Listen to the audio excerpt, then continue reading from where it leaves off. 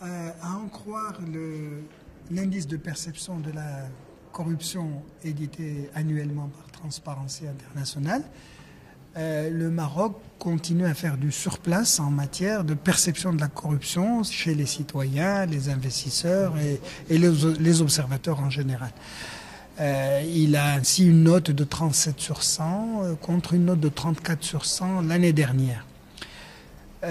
C'est quelque chose qui ne nous a pas surpris à l'instance centrale de prévention de la corruption, puisque nous avons édité nous-mêmes un rapport au titre de l'année 2010-2011 qui dit que la corruption continue à proliférer et qui pointe essentiellement l'absence de stratégie claire des pouvoirs publics pour la lutte contre la corruption comme raison à ce scepticisme donc des citoyens qui sont interviewés, puisque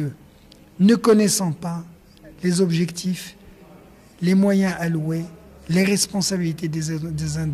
et des autres, les délais impartis et les indicateurs de progrès ou de régression ou de stagnation, les citoyens ne peuvent que dire on ne sait pas, mais à notre avis, ça continue à proliférer. Si bien que notre première ou notre principale recommandation au gouvernement, c'est qu'il s'attelle réellement à mettre en place une stratégie pour rendre sa politique plus visible et pour que tous les acteurs, et on a besoin de tous les acteurs, se mobilisent autour de cette stratégie.